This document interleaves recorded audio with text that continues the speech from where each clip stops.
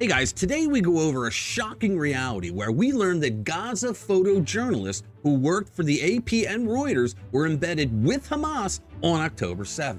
We unpack this story so soaked in irony and malpractice it could only emerge from the Middle East. On October 7th, the world got a grotesque display of brutality, but this time with ethical breaches in journalism. Let's get into it. Hey guys, welcome back. So Hamas, an organization that never tires of shocking the civilized world, outdid themselves on October 7th. Surprising? No, not at all.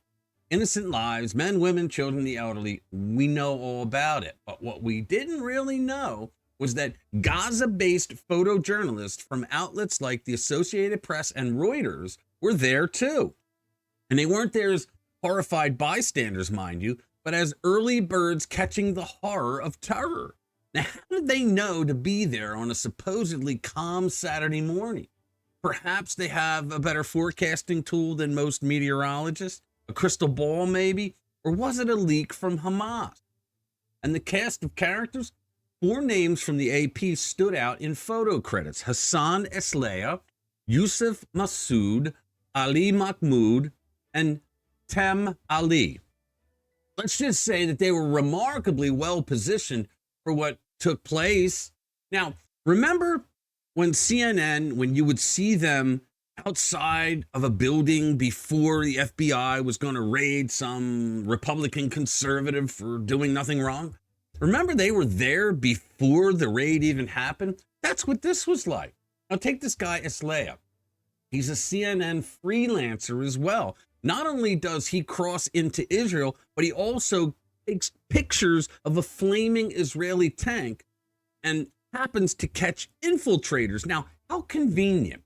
According to Honest Reporting, post-event images surface of Eslea cozying up with Hamas leader Yahya Sinwar, whatever. Coincidence? I think not. Guy's kissing him on the cheek. Then there's Masood, who also works for the New York Times, right in the thick of it, snapping more tank photos. Now, Mahmoud and Ali, meanwhile, were on abduction day, capturing the horrific scenes of Israelis being dragged into Gaza. And here's where the plot not just thickens, but congeals. The AP, in a move of journalistic acrobatics, erases these photographers' names from their database. Why? Fear of ethical backlash, perhaps? Or is it a new form of proto-journalistic magic tricks? Now you see it, now you don't. And let's not overlook our friends at Reuters.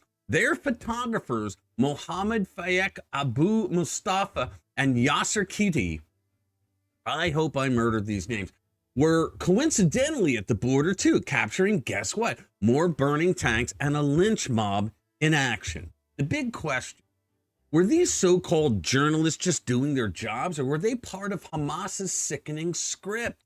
The line between reporting and participating becomes blurry, doesn't it?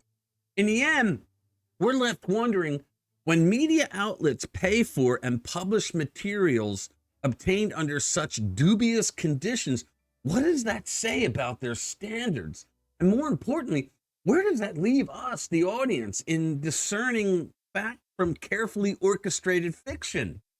In a world where journalism often walks a tightrope between truth and propaganda, these questions aren't just rhetorical, they demand answers. And that, guys, is something we should all be demanding. All right, so subscribe to our channel if you haven't already, and share our videos with like-minded friends who want to stay informed about what's really going on. Thanks for watching this video. I'll see you in the next one.